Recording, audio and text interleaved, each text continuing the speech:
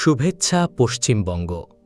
দিদির দুর্গ কি অটুট থাকবে, নাকি বাংলার বুকে লেখা হবে পরিবর্তনের এক নতুন ইতিহাস?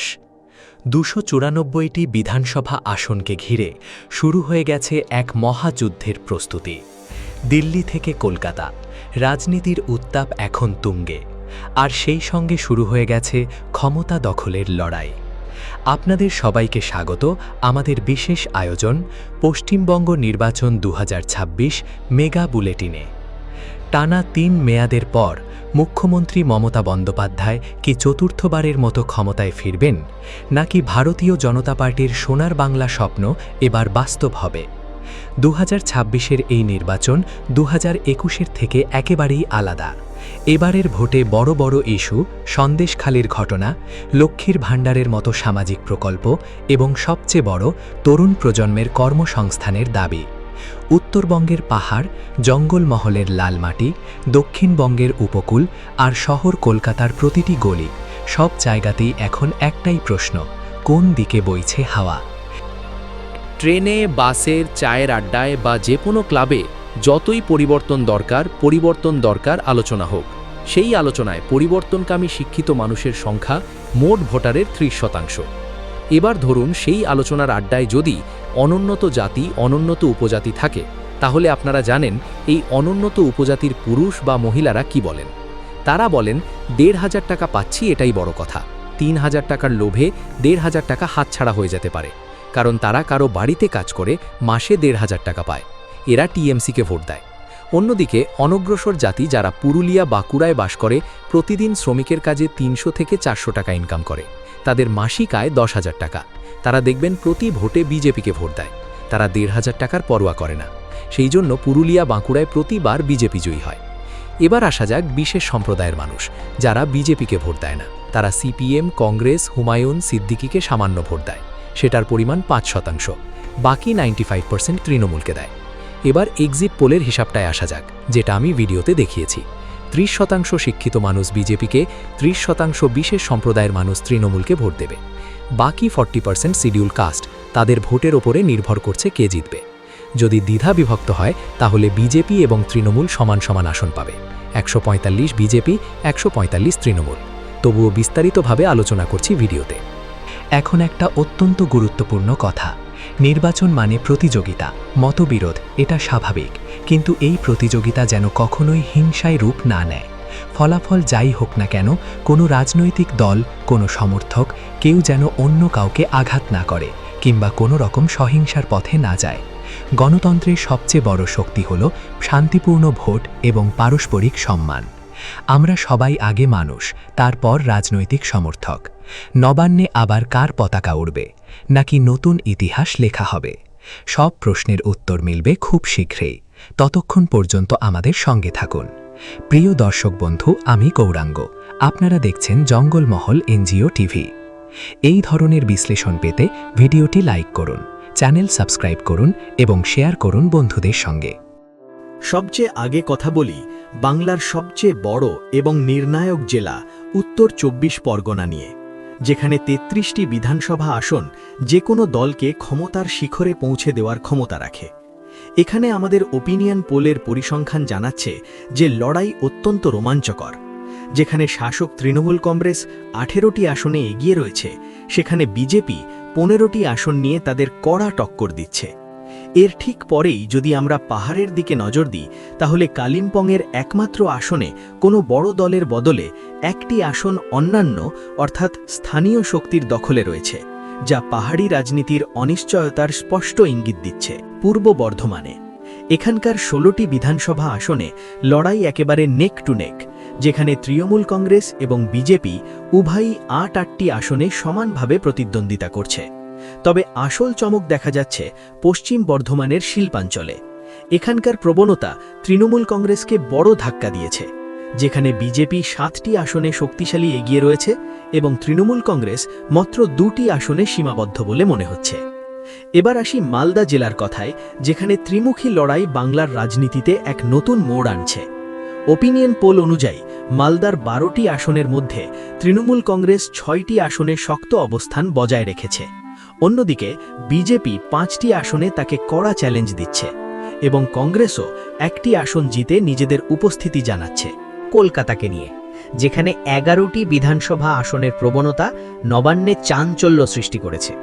শহুরে ভোটারদের মধ্যে এবার বড়সড় পরিবর্তনের ইঙ্গিত মিলছে। আমাদের ওপিনিয়ন পোল অনুযায়ী বিজেপি 7টি আসনে এগিয়ে রয়েছে, অন্যদিকে শাসক তৃণমূল কংগ্রেস তাদের এই পুরনো গড়ে মাত্র 4টি আসনে সীমাবদ্ধ হয়ে পড়তে পারে। এরপর সরাসরি চলি জঙ্গলমহলের লাল মাটির ঝাড়গ্রাম জেলার দিকে। এখানকার 4টি আসনের মধ্যে তৃণমূল কংগ্রেস 3টি আসনে নিজেদের শক্ত অবস্থান ধরে রেখেছে, আর বিজেপিকে এখানে মাত্র 1টি আসনেই সন্তুষ্ট থাকতে হতে পারে, যা স্পষ্ট করে দেয় যে আদিবাসী অধ্যুষিত এলাকায় দিদির ভিত্তি এখনও যথেষ্ট মজবুত। উত্তর দিনাজপুরের নটি বিধানসভা আসনে মমতা বন্দ্যোপাধ্যায়ের প্রভাব স্পষ্ট দেখা যাচ্ছে, যেখানে তৃণমূল কংগ্রেস 6টি আসনে এবং বিজেপি 3টি আসনে এগিয়ে রয়েছে। কিন্তু দক্ষিণ দিনাজপুরের 6টি আসনে চিত্রটা একেবারেই উল্টো। এখানে বিজেপি 4টি আসনে এগিয়ে থেকে বাজিমাত করতে চলেছে, আর তৃণমূল কংগ্রেস মাত্র 2টি আসনে লড়াই করছে। মুর্শিদাবাদের দিকে এখানকার 22টি বিধানসভা আসন ঠিক করবে কলকাতার ক্ষমতার মসনদে কে বসবে। ওপিনিয়ন পোলের সাম্প্রতিক পরিসংখ্যান অনুযায়ী মুর্শিদাবাদে তৃণমূল কংগ্রেস 14টি আসন নিয়ে একতরফা জোয়ার তুলছে, অন্যদিকে বিজেপি 7টি আসনে শক্ত প্রতিদ্বন্দ্বিতা গড়ে তুলেছে এবং কংগ্রেসের জন্য 1টি আসনের সম্ভাবনা দেখা যাচ্ছে। মুর্শিদাবাদের এই পরিসংখ্যান স্পষ্ট ইঙ্গিত দিচ্ছে যে সংখ্যালঘু অধ্যুষিত এলাকায় তৃণমূল কংগ্রেসের সমীকরণ এখনও অত্যন্ত শক্তিশালী, যা বিজেপির সোনার বাংলার স্বপ্নের সামনে এক বড় বাধা হয়ে দাঁড়িয়ে আছে। অর্থাৎ আলিপুরদুয়ার, এখানকার 5টি বিধানসভা আসনে আমাদের ওপিনিয়ন পোলের পরিসংখ্যান সত্যি চমকে দেওয়ার মতো। আলিপুরদুয়ারে বিজেপি 5টির 5টিতেই ক্লিন সুইপ করতে চলেছে বলে ইঙ্গিত মিলছে, অর্থাৎ এখানে শাসক তৃণমূল কংগ্রেসের খাতা খোলাও কঠিন হয়ে পড়তে পারে। এর ঠিক পরেই চলি কোচবিহারের দিকে, যেখানে 9টি আসনে লড়াই অত্যন্ত কাছাকাছি এবং রোমাঞ্চকর হয়ে উঠেছে। সমীক্ষা অনুযায়ী এখানে বিজেপি 5টি আসনে এগিয়ে রয়েছে, আর তৃণমূল কংগ্রেস 4টি আসন নিয়ে হাড্ডাহাড্ডি লড়াই দিচ্ছে। উত্তরবঙ্গের এই প্রবেশদ্বার এবারও বিজেপির জন্য শক্ত ঘাঁটি হিসেবেই দেখা যাচ্ছে হাওড়ায়। এখানকার 16টি বিধানসভা আসনের যে প্রবণতা সামনে এসেছে তার রাজনৈতিক মহলে ব্যাপক চাঞ্চল্য সৃষ্টি করেছে। হাওড়ায় তৃণমূল কংগ্রেস 8টি আসনে এবং বিজেপি 8টি আসনে সমানে সমানে লড়াই করছে ভূমি বীরভূম নিয়ে। এখানকার 11টি আসনে তৃণমূল কংগ্রেস 6টি আসনে নিজেদের শক্ত অবস্থান প্রমাণ করছে, অন্যদিকে বিজেপি 5টি আসন নিয়ে খুব কাছাকাছি লড়াই দিচ্ছে। এবার আসি হুগলি জেলার কথায়, যেখানে 18টি বিধানসভা আসন বাংলার ক্ষমতার সমীকরণ বদলে দেওয়ার ক্ষমতা রাখে। হুগলির ওপিনিয়ন পোলের ফলাফল শাসক দলের জন্য বড় ধাক্কার ইঙ্গিত দিচ্ছে।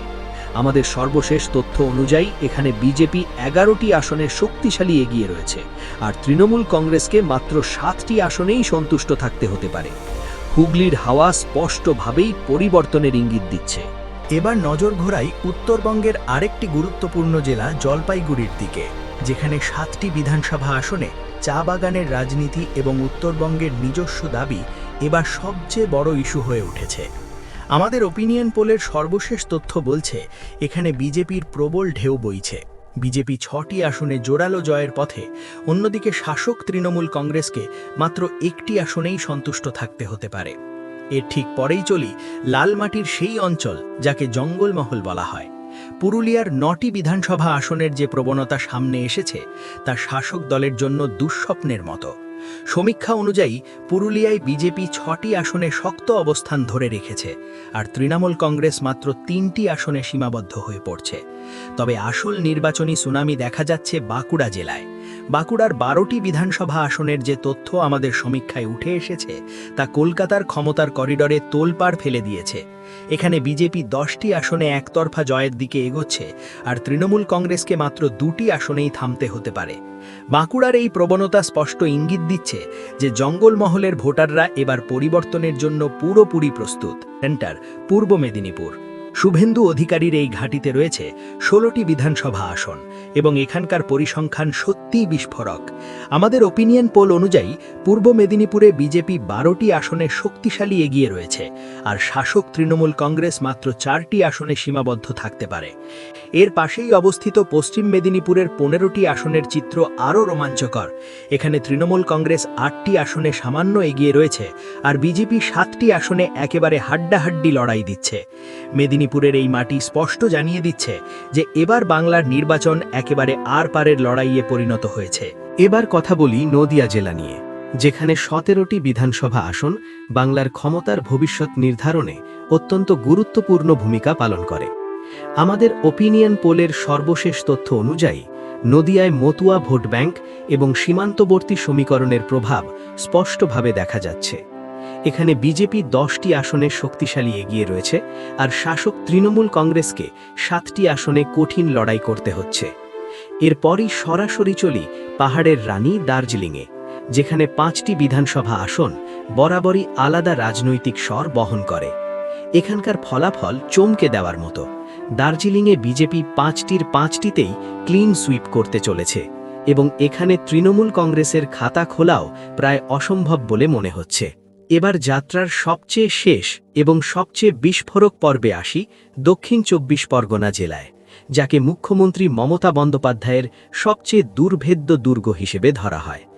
এখানকার 31টি বিধানসভা আসনের যে প্রবণতা সামনে এসেছে তা গোটা বাংলার রাজনীতিতে তোলপাড় ফেলে দিয়েছে।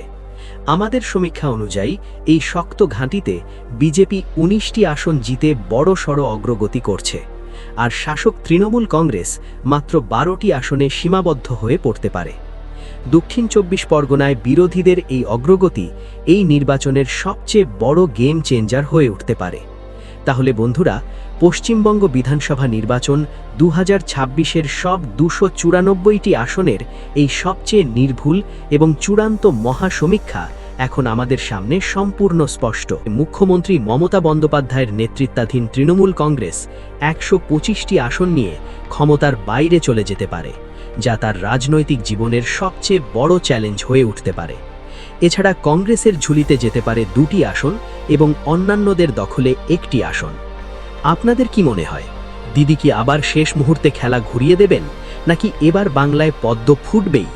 আপনাদের মতামত অবশ্যই কমেন্ট বক্সে জানান। ভিডিওটি লাইক করুন এবং বাংলার নির্বাচনের সব বড় আপডেট পেতে আমাদের চ্যানেলটি সাবস্ক্রাইব করতে ভুলবেন না।